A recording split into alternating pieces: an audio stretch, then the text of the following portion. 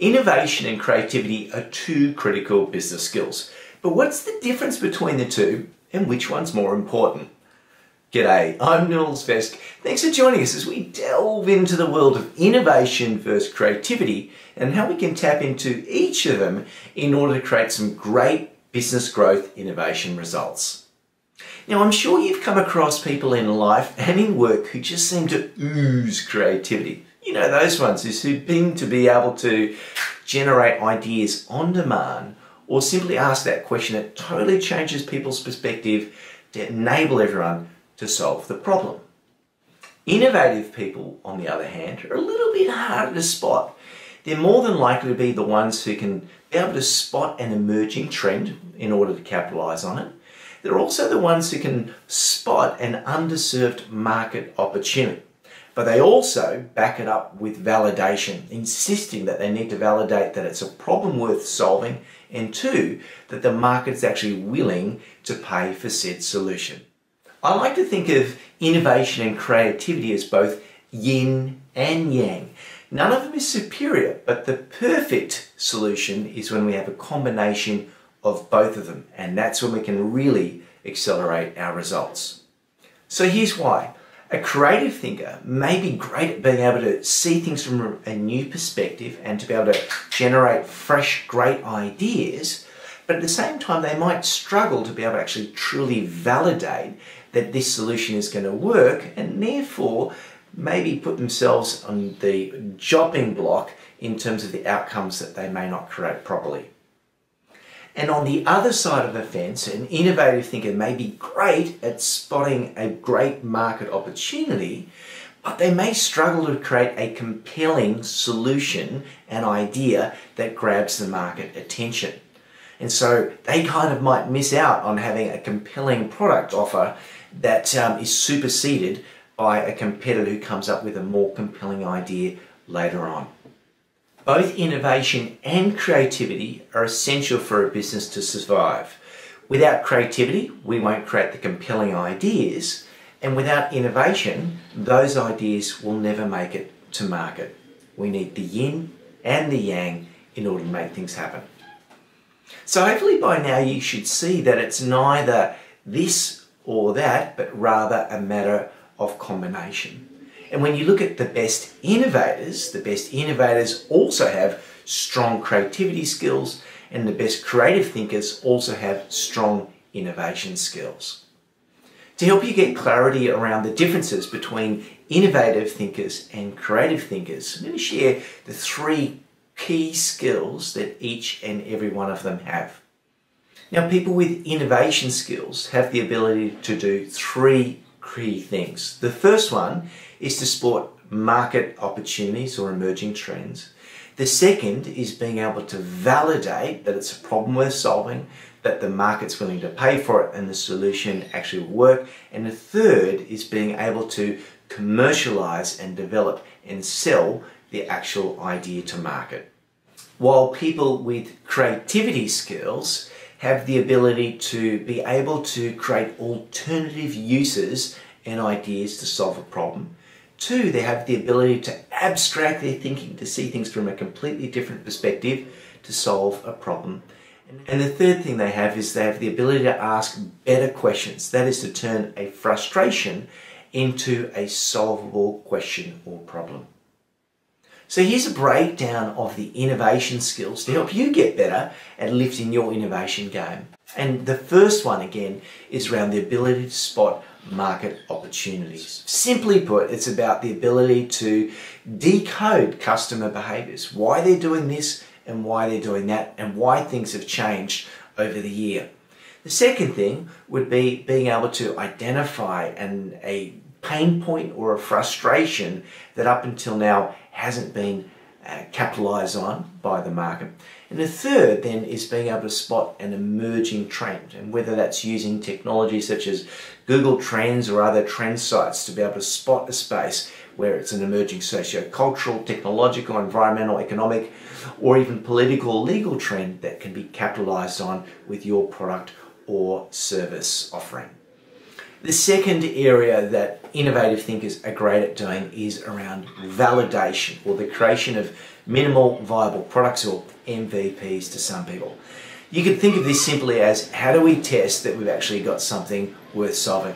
And what innovative thinkers do very well, they might do things like A/B tests. They might do things where they actually go out and survey the marketplace. They might be scouring through to look for data that proves that a certain problem is something that people are commenting on, or the numbers of people are going to different areas.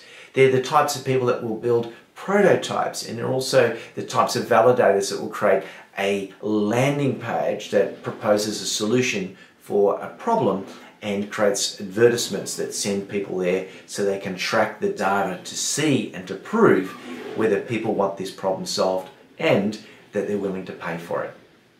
And the third area that innovative thinkers are great is being able to generate and commercialize an idea. So let's start with the generate part. Is that really good innovative thinkers know that if they have a good process, say for example an ideation prompt like Scramble, which is one of ours, not only can they generate ideas on demand, but they can prompt other people's to generate ideas as well.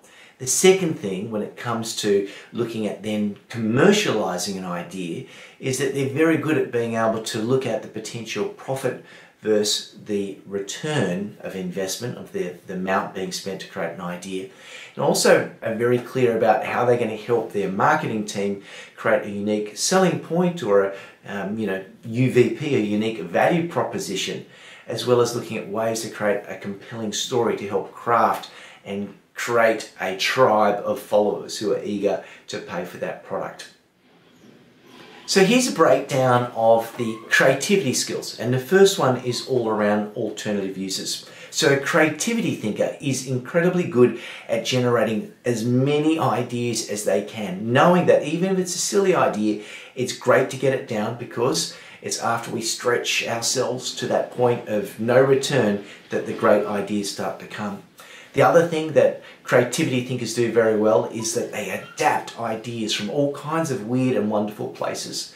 They force themselves to try and combine to create new combinations and new ways of solving a problem. And the other thing that they do very well is that they set themselves time limits to force themselves to generate a certain number of ideas to get past that procrastination and the logical linear thinking. The second area that creativity thinkers work very well is at abduction and abstraction. So that is when we try and change our logical level of thinking in order to see things from a completely different, higher perspective. And one of the ways that we can do that, and ways that creativity thinkers do this very well, is they ask questions that take them to a higher level, such as, what does this particular product relate to? Or what's the higher meaning behind it? It's almost as if they use the 5 whys to get to a different level that free them up from the level of constraint in order to generate new ideas. As well as that, there's always that ability to adapt again from other areas and other industries and other worlds, and look at, if we had to somehow adapt these core attributes and apply it to this solution or to this product problem, what would we do? And it's that new way of forcing ourselves to see things from that different level of thinking that they come up with great ideas. And the third area that creativity thinkers are great is being able to ask better questions. One is that, how do we turn a frustration into a solvable question? So that might be around asking a descriptive question, which is what, who, when, how much, why, those types of questions. Another one is about asking questions that might be predictive questions, that is, what will happen. And the other one is prescriptive questions, is what should we do? And by asking these different types of questions, we start to come up with superior solutions. Another thing creativity thinkers do very well is they ask challenging questions, such as, what if we had to eliminate this core component of what we do? And asking those agitative questions forces the brain to come up with new combinations and new solutions. So to recap, when it comes to those two critical innovation and creativity skills, it's not a case of either or, it's a case of how can we make a combination and use the best of both of those worlds. Think of it as yin and yang. And the cool thing is that when we can master just some of the basics of each of these skills, not only will we be better at work, but the results that we get and the business growth innovation will start to see a return of your investment. Thanks for watching, and if you do like it, please click the like button and maybe share a comment or two, and please check out some of our great resources we've got at ideaswithlegs.com, or check out my latest book, The Reinvention Sprint. See you again soon.